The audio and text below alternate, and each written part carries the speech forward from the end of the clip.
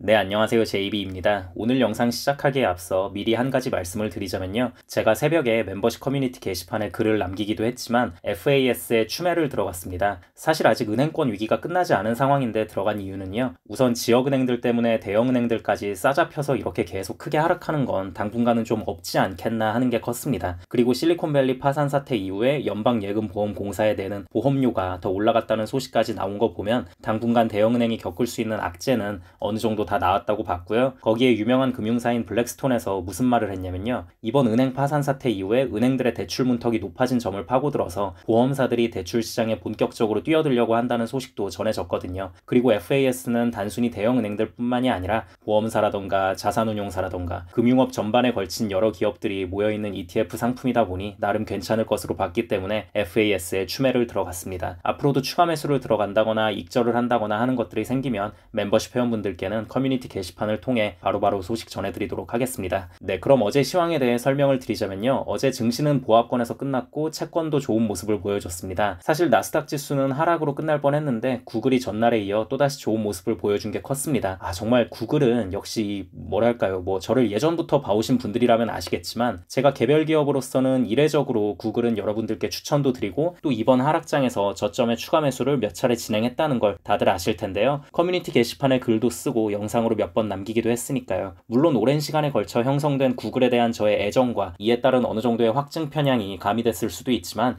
역시나 또 이렇게 크게 한 건 해주네요. 이번에 저점에서 구글 들어가신 모든 분들 축하드립니다. 일단 어제 발표된 주요 지표로는 생산자 물가지수가 있는데요. 헤드라인 생산자 물가지수와 근원 생산자 물가지수 모두 예상치보다 좋은 결과가 나왔습니다. 생산하는 비용이 싸지면 그만큼 또 최종 소비자인 우리에게 오는 가격도 싸질 수 있잖아요. 그럼 인플레에 도움이 되는 부분이기 때문에 이 수치가 발표되고 금리 동결에 대한 페드워치 기대감이 한때 99%까지도 치솟았습니다. 그래서 TMF는 그 전날에 이어 또다시 좋은 모습을 보였고요. 그리고 PPI 수치와 함께 발표된 신규 실업수당 청구 건수도 이 전주보다 22,000명 증가한 26만 4천 건이 나왔습니다. 예상치인 24만 5천 건보다도 훨씬 더 높게 나온 수치다 보니까 여기서 또 한 번 채권 시장이 환호를 했습니다. 제가 늘 말씀드리지만 채권은 경기 침체건 기업 실적 악화건 이런 거 상관없이 오로지 금리만 낮아지면 되는 거니까요. 하지만 주식시장 쪽에서는 다시 한번 경기 침체에 대한 불안함이 살아나면서 좋지 않은 모습을 보였습니다. 금리 동결에 대한 기대감은 분명히 좋은 거긴 한데 근데 또 마냥 좋아하자니 갑자기 이렇게 실업자가 많아지면 기업들 실적 악화되는 거 아니야? 하면서 상승하지 못했다고 보시면 됩니다. 그리고 어제는 지역은행들 위기가 다시 한번 또 증시에 불안함을 더한 부분도 있습니다. 패괴스트가 예금의 9.5% 감소했다는 소식을 밝히면서 주가가 대폭락을 한 건데요. 패괴스트 쪽에서는 계속 자기들 괜찮다, 3월 말 이후에 오히려 예금이 증가하고 있다고 말은 해왔지만 현실은 그렇지 않았던 거죠. 제가 계속 말씀드렸지만 사실 이게 괜찮을 수가 없습니다. 아니 괜찮다고 한 말이 당시로선 사실이었을지 몰라도 패괴스트 같이 저렇게 비정상적으로 주가가 위아래로 출렁이면서 움직이면요. 사람들이 결국 불안해서 맡긴 돈을 다 뺄 수밖에 없어요. 심지어 그게 예금 보호가 되는 돈이라고 할지라도 불안해서 뺄 수밖에 없습니다. 패괴스트가 저렇게 지역은행 전체적으로 자꾸 악재를 뿌려대니까 우리 또 패괴스트와 같이 나락가려고 폼잡고 있는 웨스턴 얼라이언스 은행 있잖아요.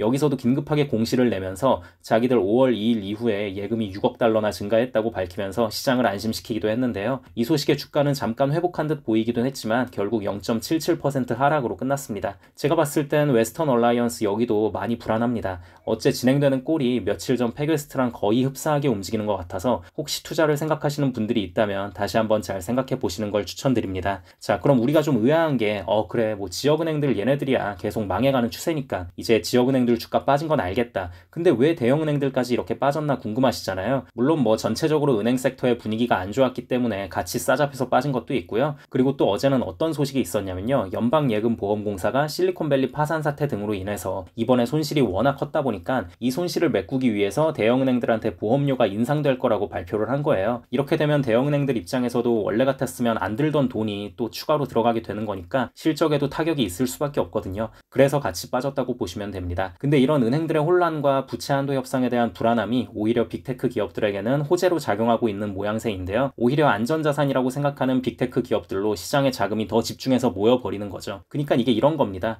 다른 기업들은 모르겠는데 그래도 빅테크 기업들은 쌓아둔 현금도 많고 하니까 아무리 위기가 와도 망할 리가 없지 하면서 빅테크 쪽으로 돈이 더 몰리게 되는 상황이 계속 벌어지고 있고 이런 분위기 속에 이제는 구글이 전날에 이어 어제도 엄청난 대폭등을 보여줬는데요. 저 덩치 큰 구글 주식이 이틀 동안 총 8.4%가 올랐습니다. 구글이 이렇게 오르는 이유는 여러 가지가 있겠지만요. 일단 첫 번째로는 챗 GPT에 대항하기 위해 내놓은 바드에 대한 호평이 계속 이어지고 있습니다. 바드가 180개국에 전면 공개를 했잖아요. 근데 바드가 여러모로 챗 GPT보다 괜찮다는 평이 많아요. 우선 이미지에 대한 질문도 대답을 잘한다는 게 첫 번째예요. 사진이나 그림 파일들도 바드에 올려놓고 출처를 물어보면 그걸 척척 답변을 다 잘해준다는 거예요. 거기에 챗 GPT는 2021년까지밖에 업데이트가 안 된 걸로 알고 있는데 바드는 정확도도 더 높고 최신의 내용까지 업데이트가 잘 되어 있다고 합니다. 그리고 결정적으로 바드의 답변은 곧바로 지메일이나 구글 문서로 전송이 가능하다고 합니다. 이러면 사실 쓰는 입장에서 너무 편하겠죠. 확실히 인터넷 플랫폼은 구글이 장악을 하고 있다 보니까 이 부분에서 확실히 압도적인 우위를 점하고 있는 것 같습니다. 그리고 여기에 어도비랑도 손을 잡고 파이어플라이를 결합해서 이미지 사용이나 이런 것들에 있어서 저작권 문제 없이 잘 쓸 수 있게끔 해결을 했고요. 그리고 구글이 이번에 폴더블 스마트폰인 픽셀 폴드도 출시를 했습니다. 구글의 새로운 폴더블 스마트폰이 어떤 결과가 나올지 사실 스마트폰 사업 부분이 크게 기대는 안 되는데요. 그래도 또 혹시 모르는 거니까요. 지켜볼 만한 가치는 있을 것 같습니다. 네, 아무튼 그래서 저는 이번에 구글을 보면서 느낀 게 좀 작정하고 이것저것 내놓은 것 같아요. 그동안 구글이 많이 지적을 받았던 게 야 구글 쟤들 맨날 대단한 AI 기술 있다고 말들은 해대는데 정작 돈 될 만한 것들을 내놓지도 못하면서 이거 좀 그렇지 않냐. 구글이 광고 말고 제대로 하는 다른 게 있기는 한가 라는 지적을 많이 받아왔었는데요. 이번에 아주 보란듯이 이것저것 많이 좀 내놓으면서 시장의 기대감을 키운 게 주가 상승에 한몫한 것 같습니다. 그리고 여기에 또 지금 현금 흐름이 좋은 빅테크들로 시장에 자금이 전부 쏠리고 있는 상황이잖아요. 사실 현금 보유량 하면 구글인데 다른 빅테크에 비해서 구글로 그동안은 자금이 그렇게 많이 들어오진 않았거든요. 근데 이제 애플, 마이크로소프트, 엔비디아 이런 애들이 사실상 전고점에 가까워진 상황이고 지금 이 기업들에 더 이상 들어가긴 좀 부담을 느끼는 자금들이 남은 빅테크들로 들어갈 게 있나 하는 와중에 가격이 많이 낮아졌던 구글이 눈에 들어오면서 주가가 크게 오르고 있는 것도 있을 것 같습니다.